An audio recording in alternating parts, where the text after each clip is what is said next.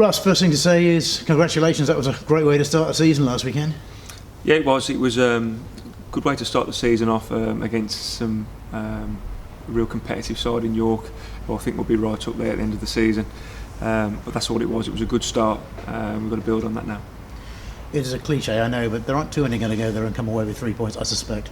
No, I think sometimes it's a good time to play them. First game of the season, it's all very emotional. The first game, it's helter-skelter. We haven't played at this level for a long time, so sometimes before you get into the routine of things, it was probably a good time to play them. But that's not taking anything away from our boys. We were excellent on the day. Listen to your post-match interview, obviously delighted by the results, but you felt there was more to come from the side. I accept it's the first game of the season. Which particular aspects are you looking to build on, if you like?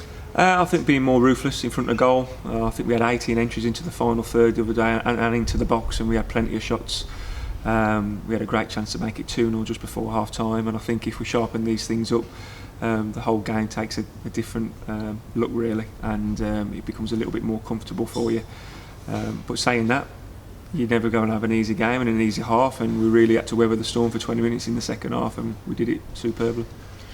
They must have shown a bit of character, having conceded 35 seconds into the second half, whatever it was, very quickly anyway, to sort of not let heads drop really. Yeah, for 15 minutes following that we were under the cosh and we had to make a change, but to be fair to us, we grew into the half, and as the half went on I thought we looked stronger and stronger, and I echo what their manager said at the end of the game. We were the team who were looking more likely to win the game. A great start then. Before we talk about Blyth, it must be odd not to have a game midweek, because normally this time of year, of course, it's Saturday, Tuesday. Yeah, there's got to be a reasoning around it. I don't know the facts, but I think it's more to do with the COVID protocols. You don't want to miss too many games at the start of the season, because I think one COVID case can wipe out 3 games. So I think that's probably the reasoning behind it all. But what it has made us, it's made us have more time on the training field and recover some bodies. It took a lot out of the players last Saturday, emotionally and physically. So it's good to have a clean bill of health going into the weekend. So then, Blyth Spartans, who, reading about them, are likely to be a tougher proposition perhaps than they might have been in recent seasons.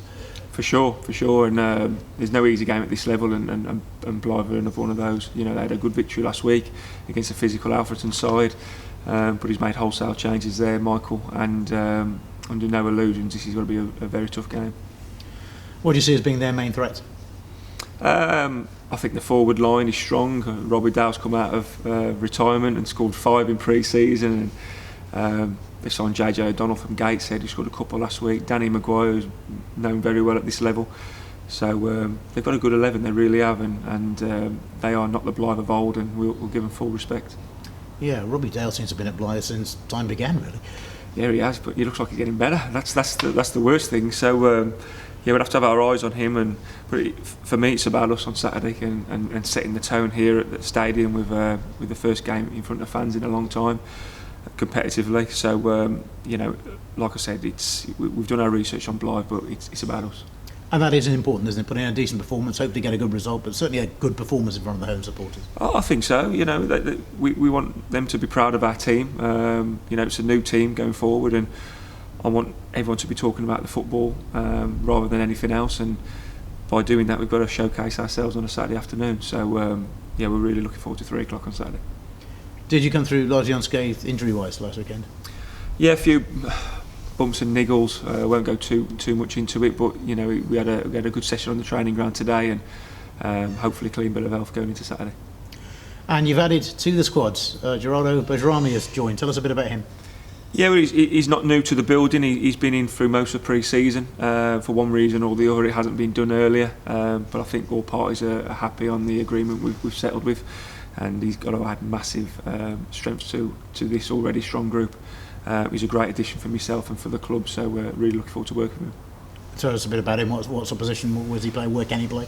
He can play centre half, centre midfield, right back. He's been around the Midland area at Birmingham for a couple of years now. I've tried to sign him on loan twice in the last 18 months, which wasn't successful. So he's someone who I'm well aware of. And like I said, he's got to add to the already strong 18 that we've got in the building. And that versatility is important, isn't it? You can play a number of different positions when clubs generally are operating with maybe smaller squads. Yeah, I think so. We've been looking for that, especially with Cliff Moyo out for a lengthy period. So he can play in 3 or 4 positions, which is great for the football club. And it's great in this league as well, where you need to adapt many times.